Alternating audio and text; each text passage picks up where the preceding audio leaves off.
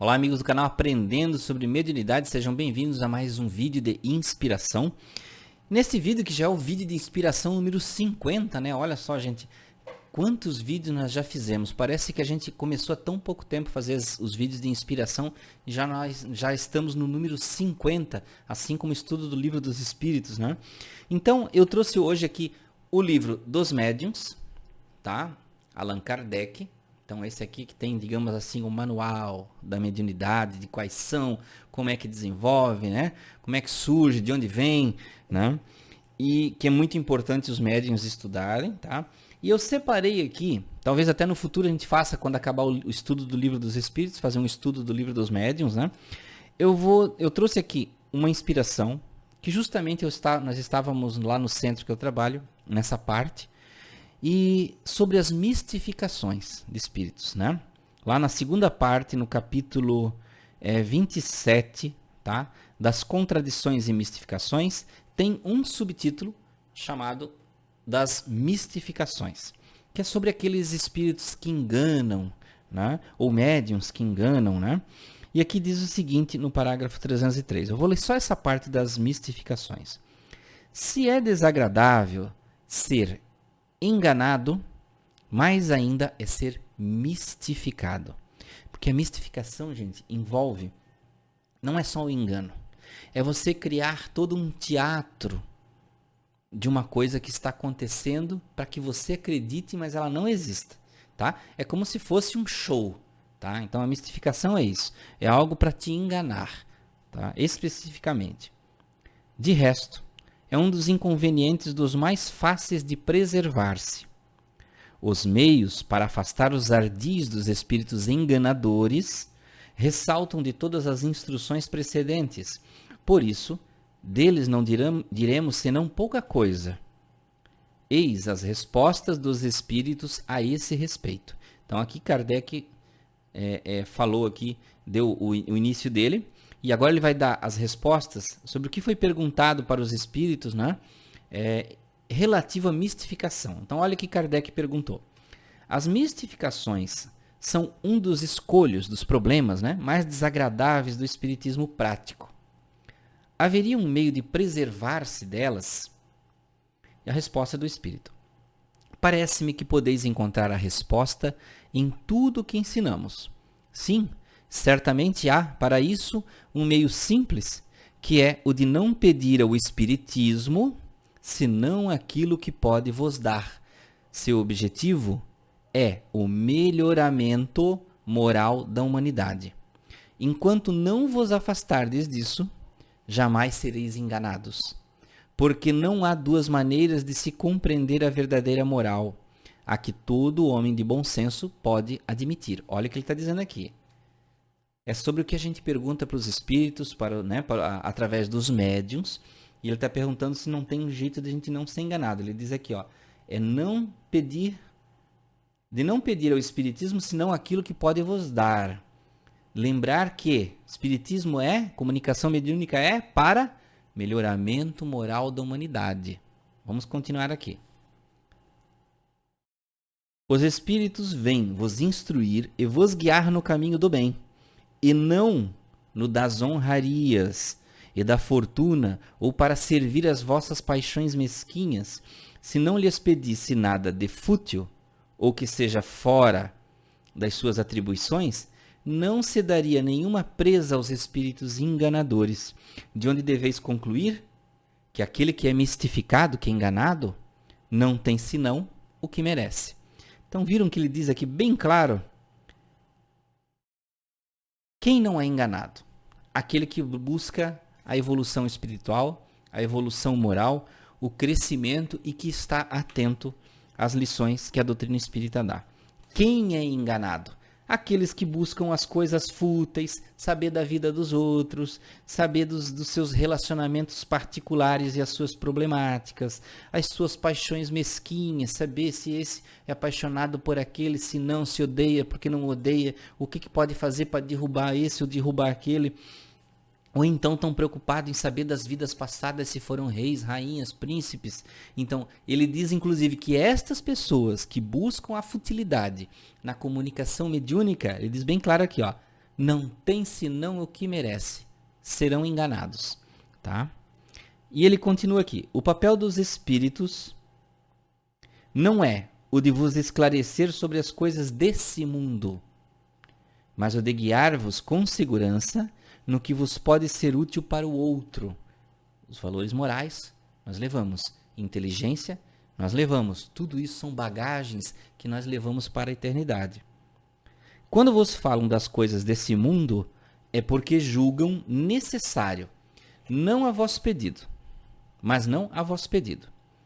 Se vedes nos espíritos os substitutos dos adivinhadores e dos feiticeiros, então é certo que sereis enganados. Então ele diz aqui, ó, que quando os espíritos querem instruir sobre algo terreno, algo da carne, uma problemática que é importante, eles vão fazer isso naturalmente, tá? Naturalmente.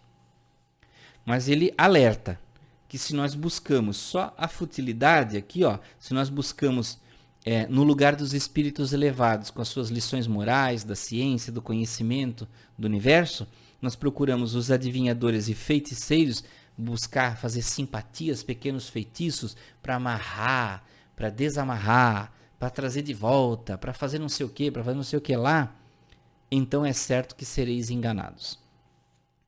E ele continua aqui. Se os homens não tivessem senão que se dirigir aos espíritos para tudo saber, não teriam mais o seu livre-arbítrio e sairiam do caminho traçado por Deus para a humanidade. O homem deve agir por si mesmo. Deus não lhe envia espíritos para lhe aplanar a rota material da vida, mas para preparar o futuro. Olha o que ele alerta aqui, ó. Vocês lembram da proibição de Moisés para não conversar mais com os espíritos, que Deus proibia? É porque as pessoas faziam isso, usavam com futilidade e não buscavam Deus para as coisas importantes, tá? Então, e ele ainda alerta para outra coisa. Se nós perguntássemos cada passo que nós dessemos, perguntasse antes para os espíritos, vou para a esquerda ou vou para a direita? Saio às 8 ou saio às 9? Né? Voa hoje ou voa amanhã? Caso com o louro, caso com o moreno. Né? O que aconteceria? Nós não teríamos mais livre-arbítrio. Por isso que muitas pessoas dizem assim, Anderson, eu quero tanto conversar com o meu mentor, por que eu não consigo? Será que não é por isso? Esse é um dos motivos. Às vezes a pessoa quer se tornar dependente do mentor espiritual. Tá?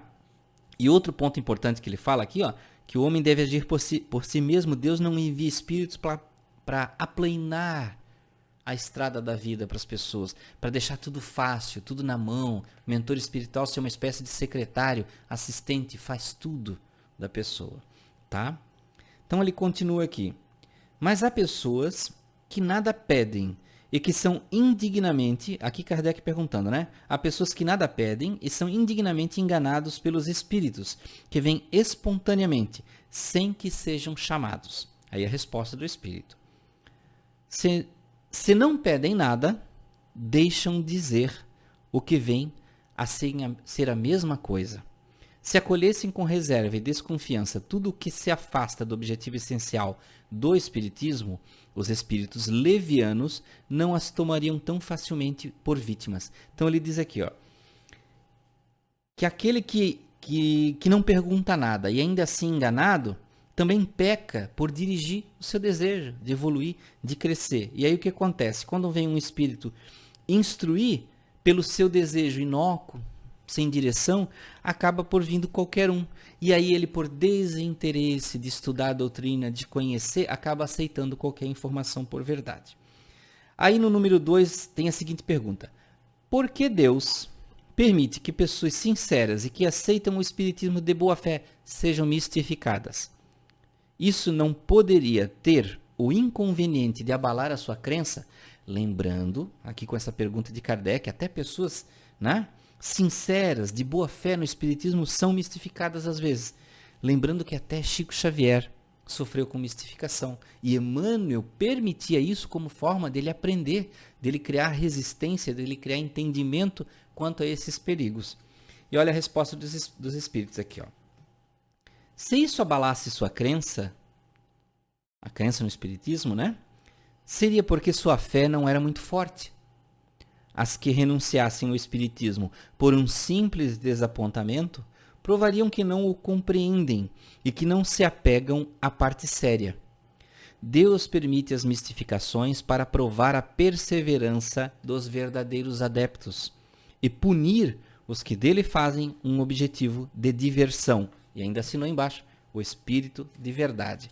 Tá? Então veja, que se permite isso porque justamente é um teste de fé, até para aqueles que acreditam muito, que respeitam muito a doutrina espírita, e até um alerta para aquele que puxa a doutrina espírita muito para o lado religioso, de não questionar nada. O mentor falou, não pode questionar. O guia da casa falou, não posso contrariar, não posso opinar, não posso perguntar. O lado religioso, exagerado, cega, ensurdece. Então nós precisamos questionar, e é justamente isso que ele diz aqui, ó, né? Que nós precisamos questionar, nós precisamos ir atrás e ter uma fé forte na realidade da moral e da ciência da doutrina espírita, para que assim a gente tenha uma crença racional, um crer, um acreditar por realmente saber e não só acreditar.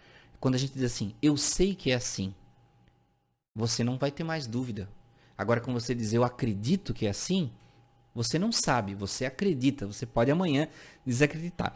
Então, meus amigos, mistificações, muita atenção, muito respeito com a doutrina, buscando sempre evolução, crescimento espiritual. Das mistificações, quem quiser procurar o texto, tem uma nota que eu não li ali, né? Livro dos Médiuns, Allan Kardec. Obrigado por ficarem até aqui em mais esse vídeo de inspiração. Desejo a vocês muita paz, muita alegria, muito amor. Até o próximo vídeo de inspirações do canal Aprendendo sobre Mediunidade.